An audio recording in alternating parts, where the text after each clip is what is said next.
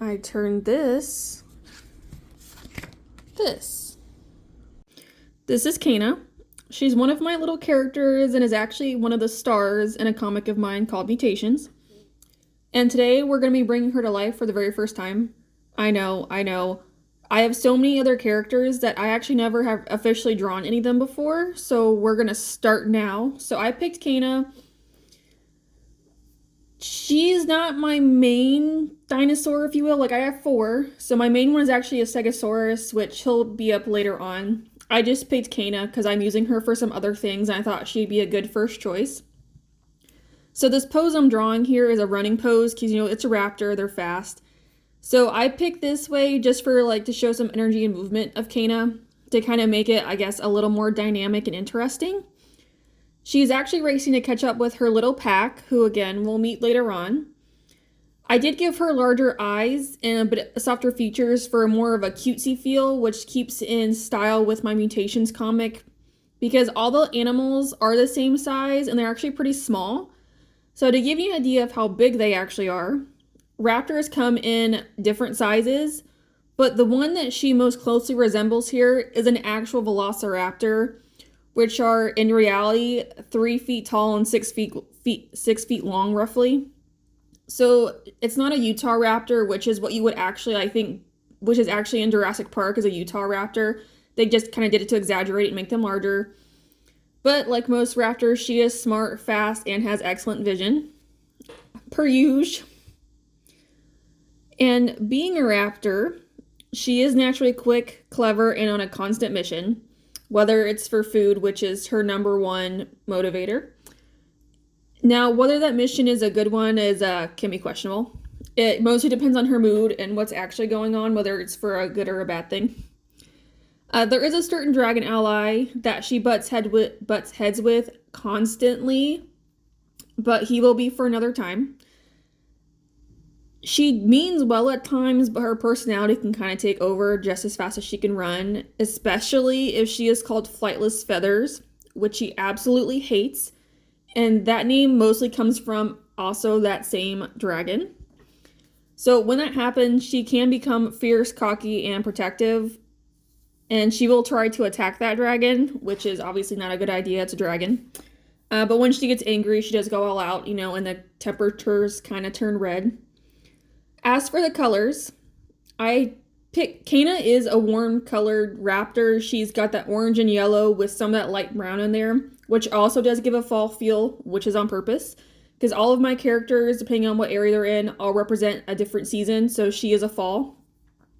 The warm colors kind of help match her hot and quick change to temperature, if you will. Fall goes from nice greenery to orange and yellow, so it has that definitely a difference from a cool color to a warm tone season really quick.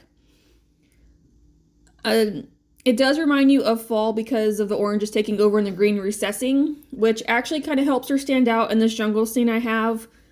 The jungle is a mixture of light and dark greens, making the background disappear a little bit, but it helps push Caena forward, which is kind of what hot and cool colors do to each other.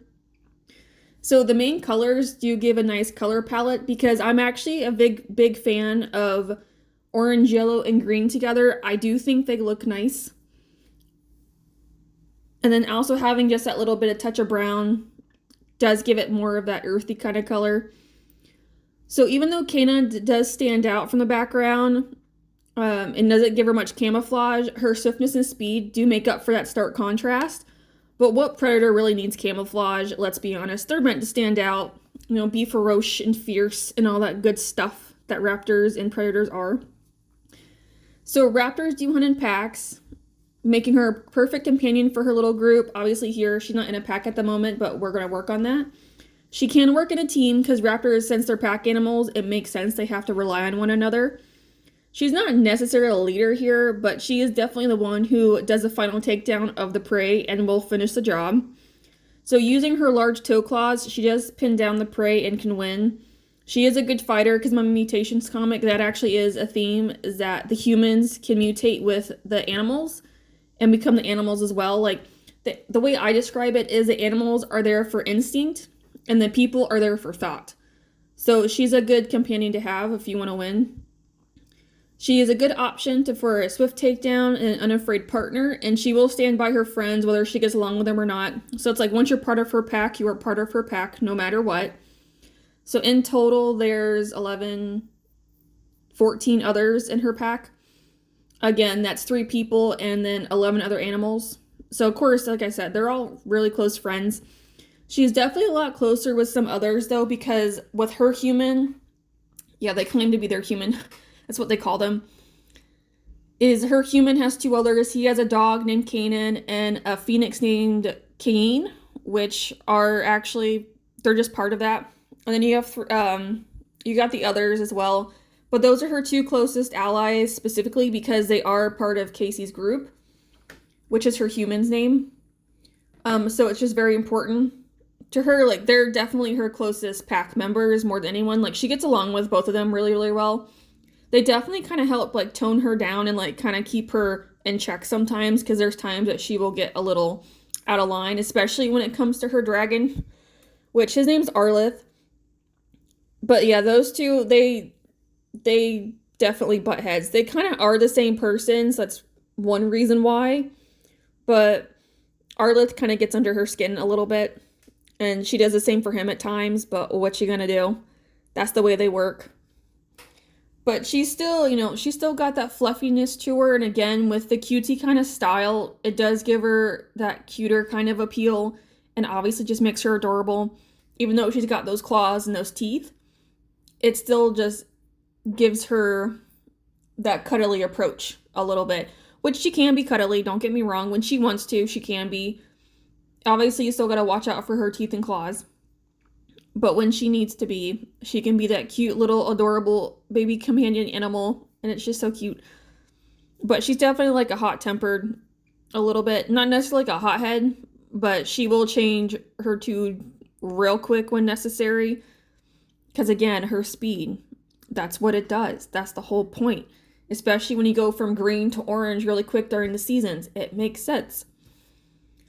But even like bringing her to life, it's still fun to kind of see it go from just lines all the way to full color like this, and just see how it just changes, and it's just so much fun. Especially when you go from kind of like the dullness with the markers, and then adding in the pencil just makes it even more vibrant. It's so much fun to watch.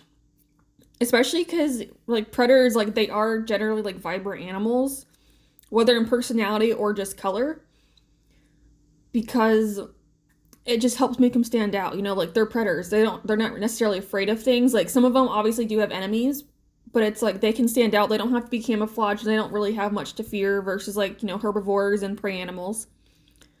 So that's why I'm like, I don't know. I just think it's fun with her color choices, and also again, just having the different greens in the background to help push her forward still, but still able to kind of give her being in the jungle, because I feel like they could do really fairly well in jungle. I think they mostly live in the desert, but I still want to put her in a jungle a little bit, again, to kind of help with color contrast and just put something in the background, even though, she is kind of running and whatnot.